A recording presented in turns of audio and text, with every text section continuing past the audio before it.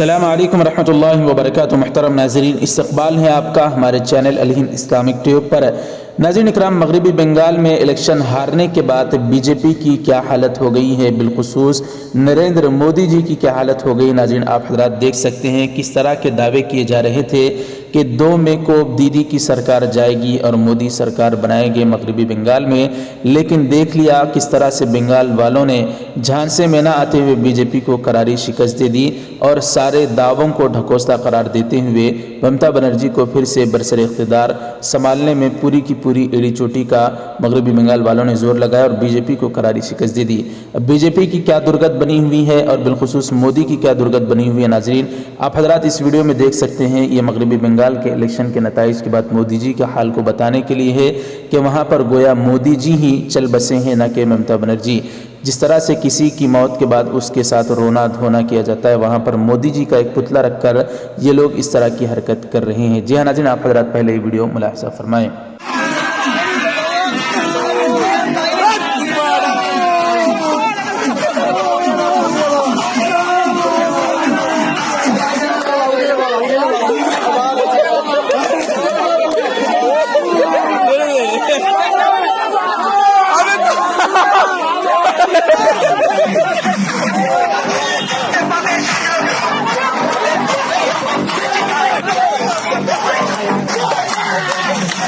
नाज़रीन इकराम, ऐसे आसाम से एक बहुत ही बड़ी खबर खुलकर सामने आ रही है। कल सिर्फ मगरबी बंगाल ही नहीं बल्कि दीगर कई रियासतों में इलेक्शन के नताइज आ चुके हैं। आसाम में भी इसी तरह का मामला है।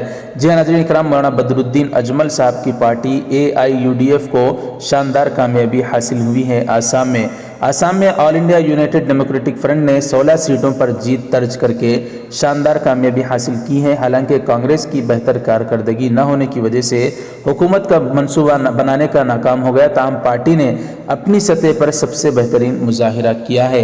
ऐसे ही नाज़रीन इकराम, एक बहुत ही बड़ी खबर, गोदी मीडिया के दलाल न्यूज़ चैनल के एंकर रोहित सरदना की कोरोना से मौत हुई थी।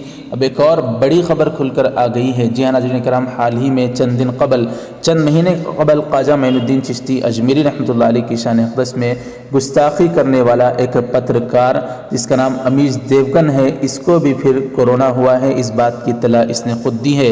नाज़रीन इकराम, जब इसने ख्वाजा की शान में गुस्ताखी की थी तो उस वक्त हज़रत मौलाना सैयद अरशद मदनी साहब दामद बरकातुहूम ने उसी वक्त कहा था कि अमीश devgan को चाहिए कि जाकर फ़ौरन ख्वाजा के दरबार में जाए और अल्लाह ताला से माफ़ी मांगे जो ख्वाजा की शान में उसने गुस्ताखी की है, वरना कहीं ऐसा ना हो कि कोई अजाब आ जाए और तुझे उचक ले। बहरहाल दोस्तों, इन 3 खबरों को आप हज़रात किस तरह से देखते हैं हमें कमेंट करके ज़रूर बता दें।